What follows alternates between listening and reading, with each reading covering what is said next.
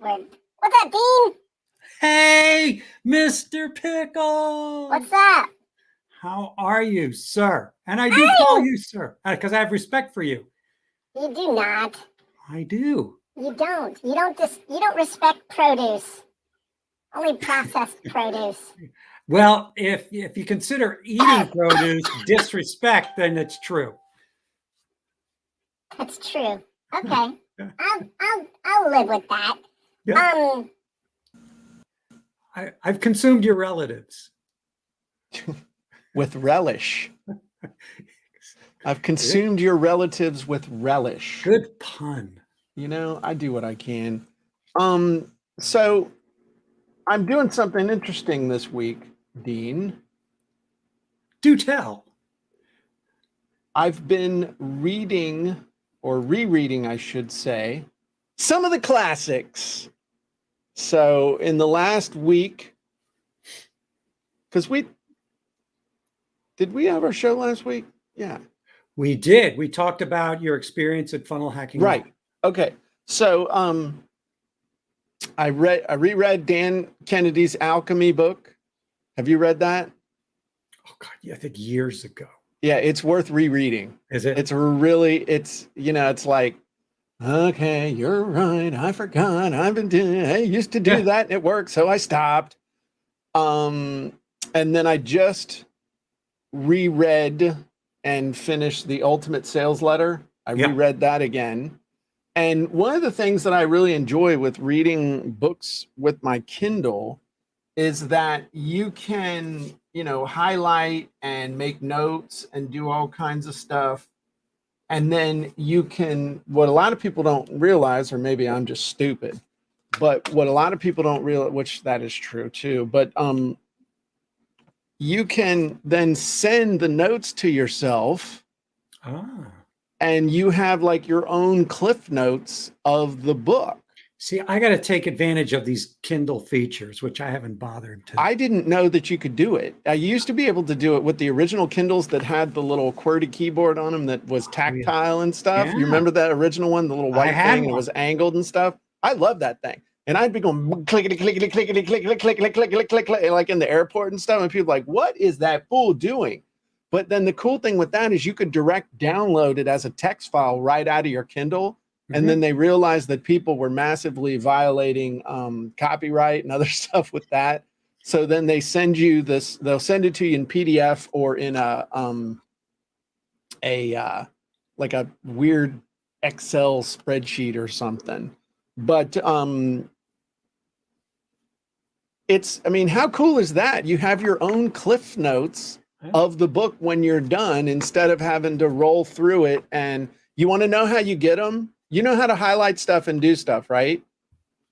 Yeah, I got it. It's been a while because when I'm flipping pages, it'll automatically highlight something or block it off. Because you got a heavy finger. You're like, I am. That's how I type too. My wife says you're going right through the keys. Why you don't care so hard. Yeah. So, but then the way you do it is on your Kindle, when you're in the book, up there on the upper right on the Kindle, when you click up at the top and it shows the, the little menu bar, there are 3 dots on the right. You click those and then it'll have a thing where you can send your notes to the email address that's connected to your account. And then it just emails it to you, and then you can, and it gets it in the PDF. Perfect. And I didn't know you could do that on the newer Kindle. I have that exact same Kindle, the same case, the same exact thing. And I'm like, there's got to be a way. And then I went to Google and asked, and there was a YouTube video. I'm like, it can't be that easy. Yes, it is. But I'm going to share with you a couple of quotes from Dan's book. Okay. You ready? Yeah. Write. Don't worry about writing a letter from start to finish. Just write blocks of copy and stack them up. That is a quote from Dan's book. Who's going to use that quote in a future webinar? This guy. Does that not speak directly to funnel scripts or what? Oh yeah. And I wrote in my little note there, because you can see my note in bold.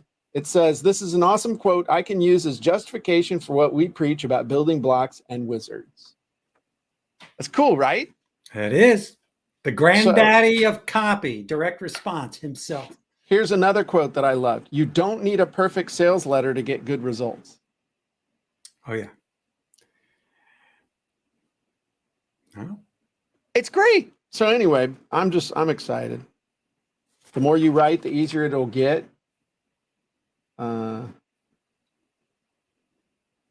Okay. Anyway, screw you, Dean. I was excited. You're just It is like, exciting. you never get all excited when I'm excited. But see, here's the thing. Uh-huh. You say something, and I'm very aware of not stepping on something that you could follow that up with. So I'm just waiting because you constantly call me out on that. So I'm just I'm doing your bidding here. So anyway, I'm that's the honoring big your thing. request. I never made a formal request. But the big thing is going back and rereading stuff from like 20 years ago.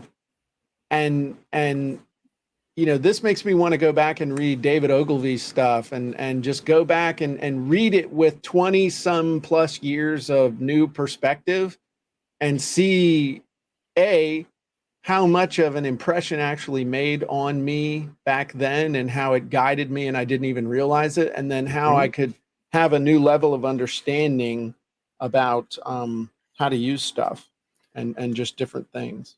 And we got to realize too, when those guys and women were writing copy, right? Mm-hmm. They didn't have the internet. So anytime they wrote something, it would cost them money A lot of to money. produce it because they just couldn't throw it up for free on the interwebs. They had to put it in an envelope and send it with postage. They had to pay for magazine or newspaper ad space to do it. Yep. So they had to be, can you imagine? And then they had to worry about what you just read about Dan, about stacking stuff and his quote, good is good enough. Those standards, good is good enough from 20, 25 years ago was much stricter than it is now. Yeah. You could be a lot loosey-goosey here with testing and, not having to spend any money at all to test. Yeah. Here's something else that I thought was amazing. All right. Make them believe. Believing is even more important than credibility. The facts about your business, such as years in business, clients served, proprietary methods, etc., are important, but not nearly as persuasive as what clients have to say about their real-life experiences with you. Benefits realized, skepticism erased. Facts and credibility only support persuasion. That's like life-changing. There's so much in that statement. I like what you just said. I read a book by Dan that he gave out at the Titans of Direct Response called "Make Them Believe." Uh-huh. And it was about this kind of a huckster back in the 1920s who was selling I think it was like what we would call a men's enhancement cream, Oh, the cream, or was he the guy selling people on having goat nuts sewed up in their scrot? Yes, that's it. Yeah. Which is male enhancement, right? He was doing radio from Mexico. He would broadcast from Mexico with a high enough frequency. It was like frying birds 50 miles away, but they couldn't shut him down. Yeah. Yeah. We just lost everybody because I talked about goat scrot. Oh, well. Yeah, make them believe. I don't know. I mean, that was what would you like to talk about today, Dean? Well, I mean, I kind of like the path that we're going on now, and everything that we're doing now is like you love your Lego blocks, right? They're building blocks. Mm-hmm. So what we talk about, the way you and I create copy, though we have different, we have our own unique voices, but it's based on the same principles, those same basic Lego building blocks as Dan Kennedy when he was writing 40, 50 years ago, David Ogilvy writing during the 50s and the 60s, and Eugene Schwartz during the 40s, 50s, and 60s. And then, John Caples in the 10s and the 20s and the 30s. Those principles of persuasion, those principles of belief, of storytelling, of story making, of hooks, all that stuff, of risk reversal, been around for years. The only thing that's changed is, one, the way it's delivered because of the newer platforms that are coming up, cultural sensibilities and the way it's framed, right? But when you look at all of this stuff, human behavior has not changed. You think we would learn from history, but we don't. It's because we are biologically and biochemically wired a certain way for fight or flight, for pain and pleasure. That has not changed in a million years. I agree. We just have to adapt to the times, to the culture. Because what we write here in direct response, and you and I have done this all the time when we review and critique sales letters or landing page copy and hooks or emails and whatever it is, whenever we take a look at it, we have to say, okay, oh, wait a second, this person's from New Zealand or Australia, or they're from South America. We have to look at, all right, before we can even begin this conversation, we have to look at the sensibilities and the language and the colloquialisms of that culture. Because what we say here in the United States, they're going to say, well, how come I've got a sales letter and I've got audiences in the UK and Canada. Well, the way you might be talking could be very culturally bound in the United States or even the southeastern United States. So we have to be really aware. But the building blocks are the same. Yeah, absolutely. And being sensitive to cultural stuff could be as simple as even spelling. I mean, I went theater. Is it with a TRE or is it TER? Hey, I went to visit friends in England, and we're cruising through London, and we're on the M6 or whatever the main highway is.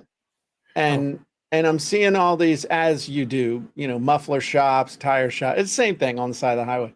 But I'm like, hey, Jeff, everybody's misspelling tire. And it's like, what are you talking about, man?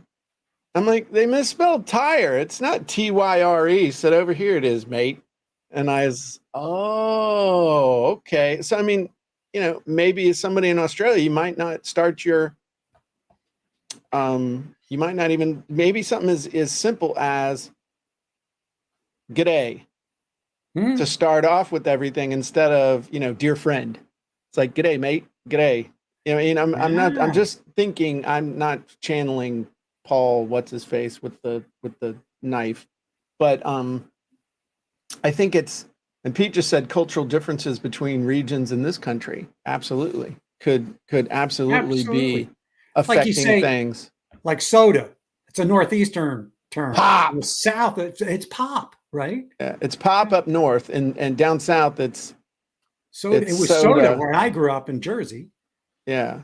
So nobody says pop down here. They say pop up in the north where people are different than they are down here. They're always different in the north, right? That's true. Especially people from Jersey. So, yeah, but you can't. You grew up in San Francisco, so that is true. The land of fruits and nuts. You can't shirk your roots as much as you try to become a redneck.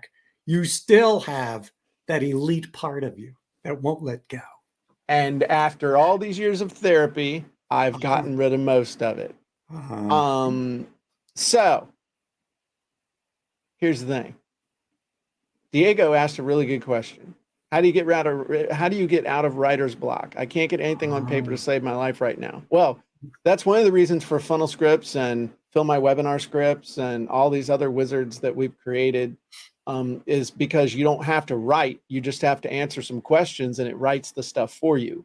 And writer's block is, in my experience, the block of the first draft.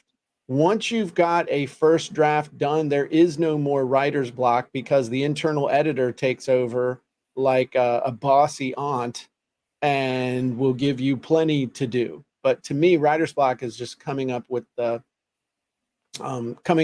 first draft.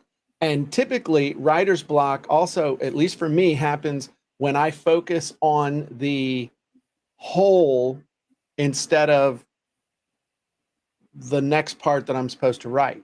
So they say, you know, the way to overcome writer's block is just start writing to try and get something going.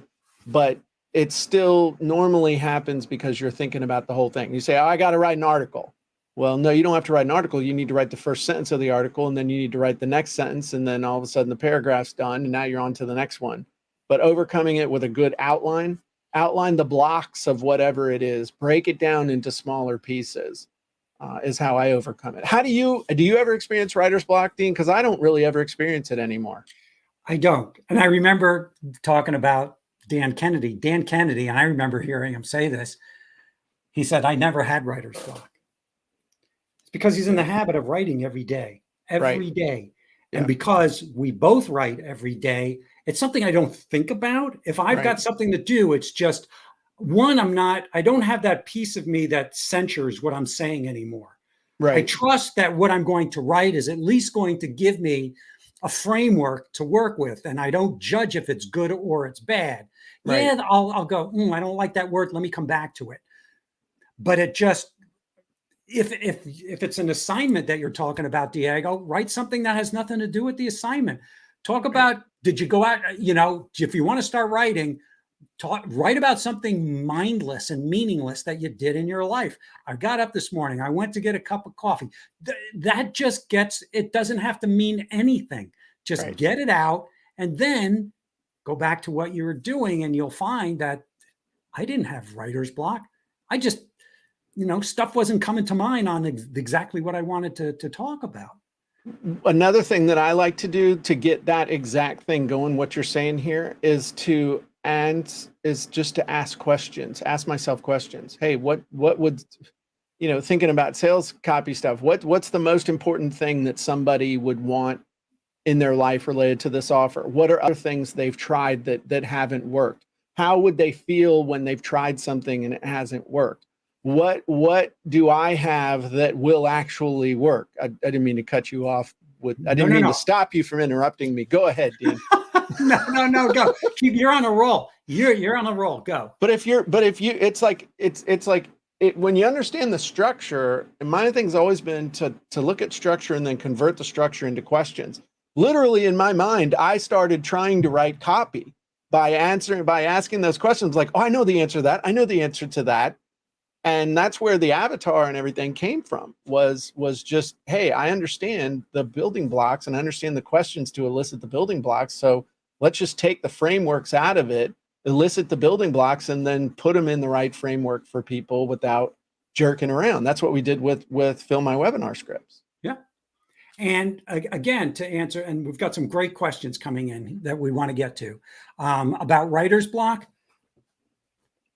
Avoid writing in a sentence about it. Write bullets, write phrases. Just write a list of stuff, of features, of benefits. Yeah. If you're talking about direct response copy, just write about, oh, I want to talk about this. Just whatever, 1, 2, 3 word phrases and write in that list. And boy, will that trigger. Because when you get to something, you go, oh, yeah. Then you're going to want to start writing about that one thing that you really felt emotionally about, if it's a list of things, you go, oh, go with it. Just run with it and start writing about that.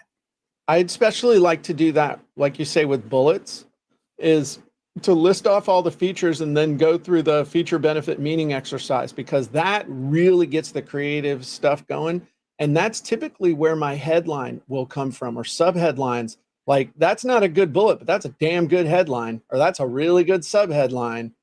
And then thinking about it, if the first few that you write won't be nearly as good as the 7th, 8th, 9th, 10th, 15th, and 20th, because it's like getting warmed up. You're not going to go for a max set of pull-ups or push-ups without doing a warm-up first.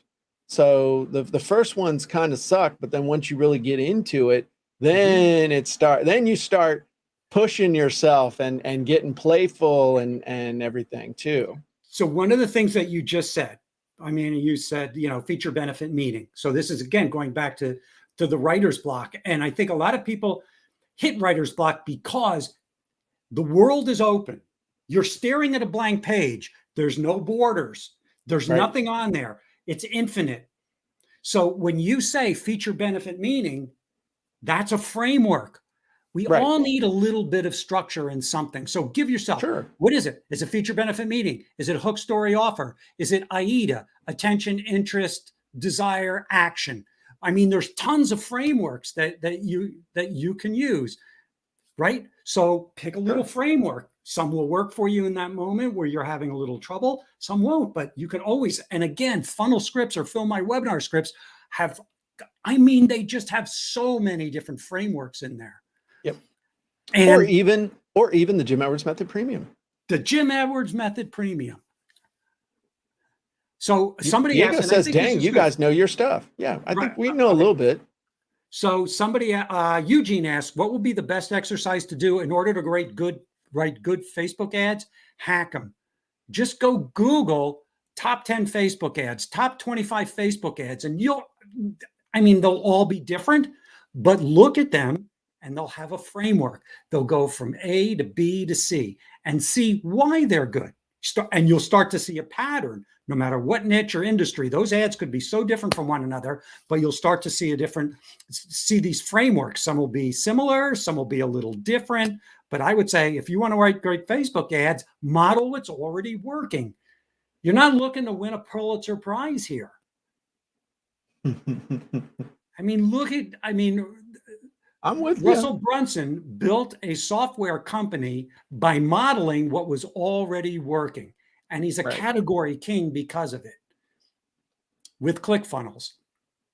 I'm sorry. I thought you put a period on that. Period. A period. I thought okay, cool. I just did a search for top 10 Facebook ads and just because I was going to call BS. But there are some, I found 195 best Facebook ads. And if you go into Facebook and they have their own repository of the best ads that are running at any time. Let me ask y'all a question. Who would like the link to Facebook's ad repository? You got to give it. Okay, I'll put it in there. I want it. But it's facebook.com/ads/library. So you can go through and search ads and stuff that way. And it's not, with all the privacy BS, it's not as good as it used to be. But I just put it in there. But you can still see some examples and stuff. The biggest thing with Facebook ads is hook, story, offer. I mean, it's every single good Facebook ad follows hook, story, offer. Even if the hook is a couple words, the story is a half a sentence, and the offer is click here. They all follow hook, story, offer, something to stop. And the most important part of your Facebook ad is the picture. The picture or the first 3 seconds of the video are the most important part of the Facebook ad. Absolutely. Without exception, I'll punch you in the face if you don't agree with me because you're just stupid and you need somebody to knock the stupid right out of your head if you argue with that. Yeah, the brain's got to work to read. It doesn't have to work to look.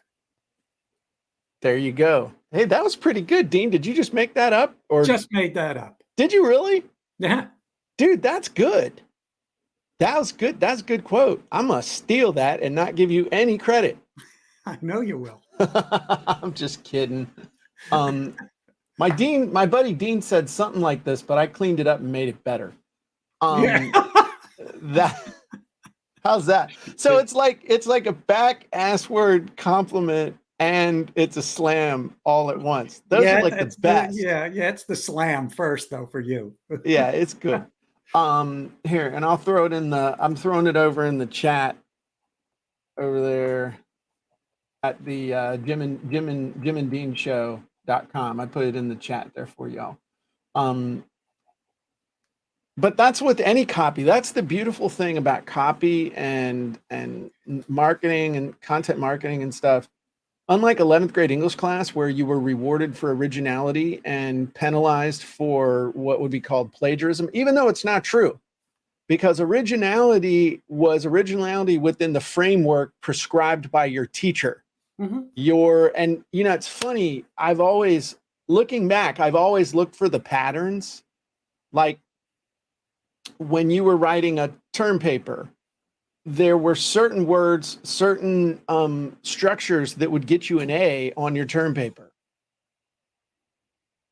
And the great thing is, like I remember you always used, when you were summing up your term paper, as opposed to the thesis statement at the beginning, the term paper, because I knew the teachers weren't really reading the stuff in between, you just had to, do certain things. You made sure that your summary statement started with the word therefore, and it was just a restatement of the thesis statement. Yeah, it's like that was the it. Stack. It's like the stack and the pitch. Here's what you're going to get. A recap. Here's what we learned today on the webinar. Yep. Right? Yep. And it's exactly what it was. And as long as your 3 to 5 main points supported the thesis statement to some degree, you were going to get at least a B. And if you had a certain number of quotes, a certain number of footnotes, and a certain amount of stuff, and then you avoided spelling errors and grammar errors and other stuff, you could get an A. Because the point was not to write a good paper, it was to not piss the teacher off because of all the other crap papers she was reading. And so when she read a good one that didn't piss her off and followed what she'd been teaching in class, you got an A. See, but that's how it worked. So you're I was the opposite. I didn't think that far ahead. I didn't, like you said, when you were in grammar school, you look for the patterns. My brain didn't work that way. I didn't think that way. It was an assignment. Oh boy, I better get it done. That was it. It was rote. I wasn't thinking about it. And it was like, again, looking at that blank sheet of paper, what the heck am I going to talk about? I have no clue. However, if I thought like Jim Edwards and the Jim Edwards method, I would have thought, okay, what's the pattern here? All I have to do is fill in my words to a pattern that's already it's already a model. It's already there. I'm just filling in the blanks. There you go. There you go. I like it. So Faith, are you going to do Faith's question? Yeah, Faith asked a question. I use funnel scripts to write my webinar. When I started to present, it sounded repetitive. Is repetitive good, or should I change some of the repetition? Repetition is important unless it's annoying. And annoying means you're saying the same thing the same way over and over and over. But reinforcing a point repeatedly is a good thing, especially on a sales webinar. So you never know when people are joining you on that webinar. Don't assume that people are there at the beginning or in the middle or the end. So that's another reason for repetition. Right. Diego says reading and writing sharpens the mind like a whetstone sharpens a blade. If you want to get good at writing sales copy, you should read good sales copy. And my definition of good sales copy is good sales copy that made you spend money recently. So if you're reading it, if you're spending money from it, you ought to read it and really analyze what it did for you. Yes, and if you read a sale, and if you watch a video, whether it's a video, a VSL, a webinar, text long form sales copy, a landing page, if you're not thinking about the experience that you're having, if you're not thinking about watching, or you're not thinking about the read or the clock, or I don't have, that's a good sales. That's a good piece of sales copy. Yeah. Yeah. Faith says, in your webinar, should the stories you do be short and to the point, or really drill in the pain? It depends on the purpose of the story.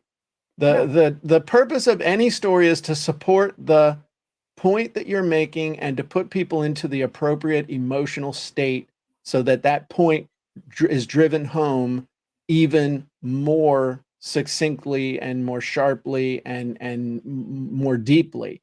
So if you want them to feel inspired, you tell an inspirational story. If you want them to feel bad and then present your solution as the solution, the savior, the source of them feeling good again, then tell a story that makes them feel bad.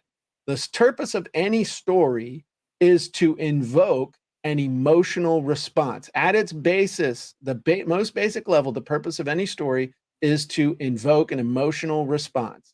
Now, we level up from that, and it's to teach a point, drive a point home, get someone thinking in a certain direction.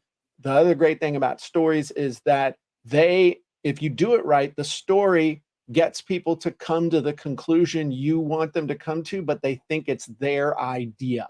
So that's how you help people to buy instead of selling them. That's another thing that stories do. So, Yeah. Dean, what are your Creating thoughts? empathy. So Right. any good story, and I think for any good story, and we can relate it here to the webinar. So for the webinar stories, if you're following the perfect webinar model, and if you're using the perfect webinar wizard from Funnel Scripts, then you've got 4 stories, right? You've got your origin story, you've got your vehicle story, your internal belief story, and your external belief story. They all have the same framework. And that framework includes, here's where I was, here is the challenges and the pain that I went through. I had an epiphany, and here is the ideal identity that we're at now.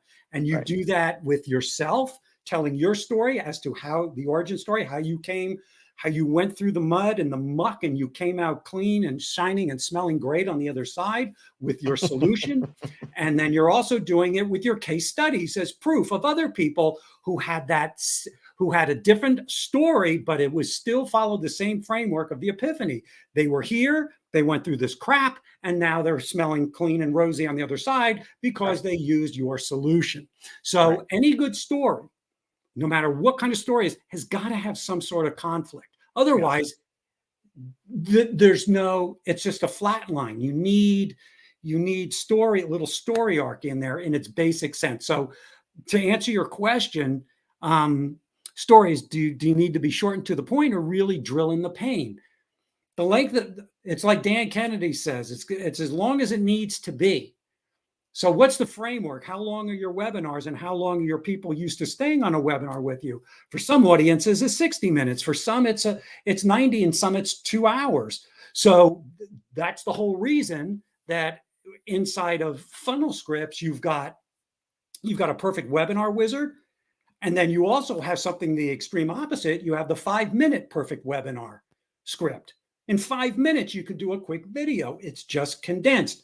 And you can also do a Facebook Live with the perfect webinar wizard where it's 20 to 30 minutes. You're following the same framework. You're telling the same stories. You're just cutting out certain things that don't need the fat that doesn't need to be there because of your time constraints, but you're still hitting origin, what's the pain and the epiphany, and the solution. There you go. That's what you got to do. So, and the thing is, some stuff doesn't take, you don't need to do a perfect webinar for a $29 ebook. No one wants to stick around for that. In fact, you build up so much value and then they're like, it's only 29 bucks. I sat there, I just would have bought the damn thing. So you also got to consider how something, just to echo what you said about what Dan Kennedy said. It's like, think about your audience, think about the price, think about the product, think about how much do you need to bring to bear in order to get them to take the action you want them to take. Right. There's also, and this is to your point, and this is with what you just said. I got pushback when I created this, the lead funnels sales letter. It's a $7 product, and I wrote a long form sales letter. And the pushback I got from the director of marketing back then was, it's $10. Why does it have to be so long? Why? And I said, please run it. Just run it. And it's still running 2 years later, and it's doing great. And it's a long sales letter for a $7 product. So you just don't know. It's as long as it needs to be. How do you do case? Okay, we'll answer this one question and then I got to go. How do you do case studies when it's a new offer? You're your own case study. Number one, you use your story to sell it. Number two, go out and find a few people and do it with them, do it for them, you basically do it for free to get the case studies. That's how you do it if you feel like you need case studies with a new offer. That's how you do it. And also you can borrow from similar markets that have done the same thing, and you can reference them as long as you give them credit for what they've done. So, you can even use, Oprah did this and she did that, and Steve Jobs and Russell Brunson, and that's completely legit to do that. Yeah. I would But say, I agree though, with you, because Russell, you look at Organifi, right? With right. Russell and ClickFunnels and this high-end mastermind, to say, I need proof that this funnel is going to work for any business, not just supplements. I want to show that it's going to work for, protein shakes. Right. So the big thing with that is just to get it any way you can get it. And one thing I've seen, and I've done this in the past too, is I've said, okay, I need case studies. So ultimately, this is going to sell for $19.97. And if you've got people that know you, like you, and trust you, and customers already, this won't really work that well for cold traffic. But if you've got people, if you've got subscribers, you go to them and say, hey, look, this is what I've been doing. This is what I'm going to be teaching. This is what I'm going to be selling it for eventually. I need case studies. And so I'm willing to let a few people in to do this. But as part of getting in at this rate, you have to promise me that you will give me a case study that I can Right. use in my future marketing. That's another angle that you can take. Say, look, I'm going to sell this to you for $4.97 or $9.97 instead of the Right. $19.97. And you've got to have conditions, like to say, I need you to go through the course within the next, I don't know how long it is, but within 2 weeks, and put it into action, and go use this. And then you need to come back. So you've got a total of 21 to 31 days to do this, depending. If it's a $19.97, it sounds like it could be a robust course just based on the price point. So, and you want to follow up with those people and keep on them to say, look, this is not just about me and getting a testimonial from you. This is about something that I know can help a lot of people. And by you doing this and you giving a testimonial, this is going to help so many other people who are in your situation, who are trying to get out of that pain, so they can experience success. Then the one other thing I'll add to that is that you could do what Dean just said, but couch it as a mini coaching program. So you've got this time limit to get it done, and I'm going to personally help you through the process. I'm basically do everything but do it for you. Yeah, I'm going to do it with you instead of doing it on your own. That's perfect. Right. So that's, and Russell has really ridden that one Organifi. I mean, he rode that thing. He wrote a couple of case studies to start them. You don't need everybody. You just need a few. And he did a great one with Grant Cardone on ClickFunnels on the plane and building, building a funnel in the sky. Absolutely. All right. So that's it for the Dean and Jim show, or the Jim and Dean show, however you want to look at it. Real quick, just heads up, those of you who have bought a copy of Copywriting Secrets and other copywriting related stuff, keep your eye on your email here in the next week or so. We'll be sending out a special email for you guys about a really cool inner circle opportunity that Dean and I have for you. Very straightforward. If you would like Dean and I to write your copy with you and be able to go through and help you with your offers, your hooks, your stories, all that good stuff, and do that in a very, very intimate setting, we have that opportunity for you. It will not be cheap, but then again, one good thing from us to revolutionize your offer, for example, like Faith, 1997 author, we help you make 5 or 6 extra sales, it'll pay for itself. So y'all keep your eye out for that. I'm Jim Edwards. I guess I'm Dean Edelson. He's Dean Edelson. You tricked me. You put me on the spot. And I'm Mr. Pickles. And we'll see you next time.